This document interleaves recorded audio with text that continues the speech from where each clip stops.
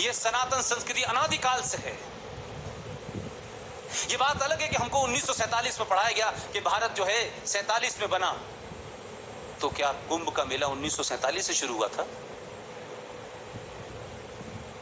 इस देश की तमाम चीजें, चाहे वो जंगल हो या नदियां हो, वो आपकी संस्कृति का हिस्सा है। कुछ लोगों के लिए नदी गंगा हो सकती है, लेकिन आपके लिए गंगा पूजनीय है। इसलिए कि नहीं कि आप गंगा को भी पूछते हैं, कैसे मूर्ख लोग हैं, गंगा को भी पूछते हैं, पेड़ों को भी पूछते हैं,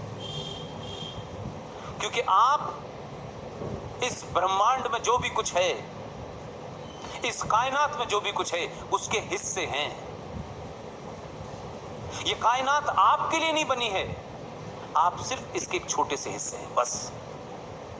इस संस्कृति में और एक दूसरी संस्कृति है जो ये कहती है कि इस कायनात में जो भी कुछ है सिर्फ तुम्हारे लिए है, तुम इसका जैसे चाहो दोहन करो। इसका मेल कैसे हो सकता है? लिहाजा उस शख्स को लगा कि देश बट गया, लाखों लोग मारे जा रहे हैं। वो आया दीवाने की तरह और उसने आके गोली मार दी। उसको उसकी सजा मिली और मिलनी चाहिए, लेकिन इस ईमानदारी के ऊपर बात कहने में लोगों को क्यों प्रॉब्लम होती है भाई? उसका एक्ट गलत था, उसने रास्ता गलत चुना,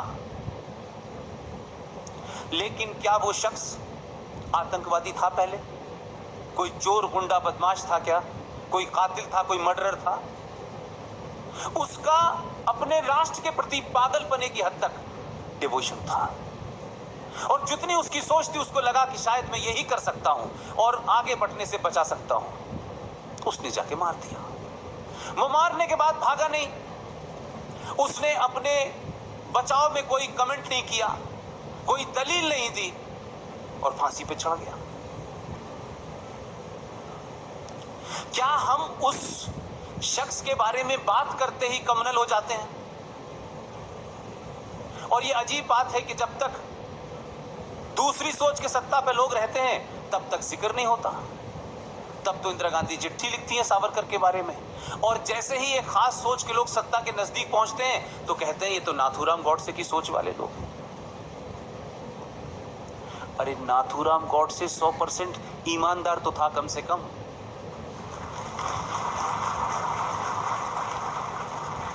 उस पर डिबेट कर सकते हैं आप, पूरा स्पेस है आपके पास डिबेट कर, और 70 साल से डिबेट हो रही है, लेकिन इस पक्ष पे डिबेट क्यों नहीं हो रही है भाई?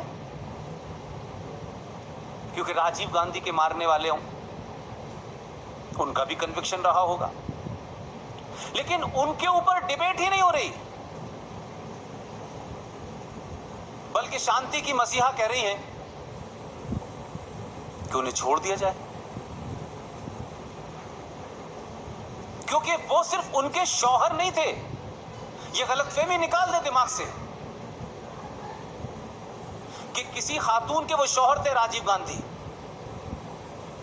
राजीव गांधी देश का प्रधानमंत्री था, इसलिए चिंता है कि वो लोग छोड़े ना जाएं। लेकिन क्योंकि आपके शौहर थे तो अब आप ये तय करेंगी कि नहीं, उनके कातिलों को छोड़ दिया जाए। इस देश के अंदर मैसेज दिया जाए कि प्रधानमंत्री को मारने के बाद ये देश छोड़ देता है। अब इस पे कोई सीबीआई का आदमी किताब लिख दे तो वो राइट विंगर हो जाता है। नौकरी कर रहा होता है अच्छा खासा आदमी, लेकिन जैसे ही कोई सच बोलता है कहते हैं राइट विंगर। तो सच बोलना अगर राइट विंगर है और नेशनलिस्ट है, तो मैं कहता हूं पूरे देश को जो है फिर सच बोलना चाहिए। आप इस गलतफहमी में कतई न रहें कि लोग क्या कहेंगे। ये बहुत बीमारी है हमारे देश में। हम लोगों के लिए जी रहे हैं, ये देश के लिए जी रहे हैं, और इस देश में किसके लिए नहीं कहा गया। रामचंद्र जी के ऊपर भी सवाल उठते हैं, सीता जी पे भी सवाल उठते हैं। वो लोग जिन्होंने पढ़ा नहीं है वो भी सवाल उठा रहे हैं। तो हम और आप क्या है भाई? जब जब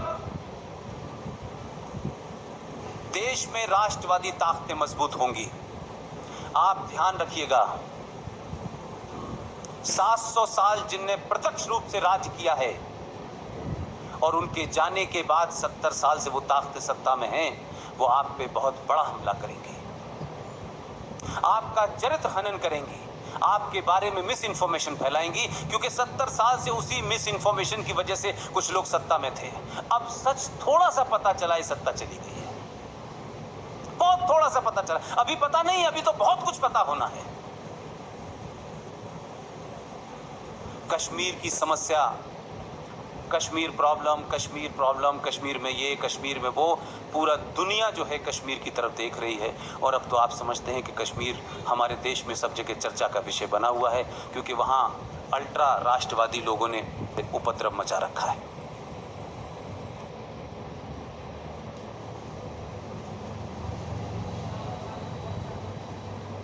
गली हो या स्टेडियम, क्रिकेट खेलने का हक सबका है। इसी तरह बिजनेस ऑनलाइन ले जाने का हक भी सबका होना चाहिए। गोडैडी का ऑनलाइन स्टार्टअप बंडल।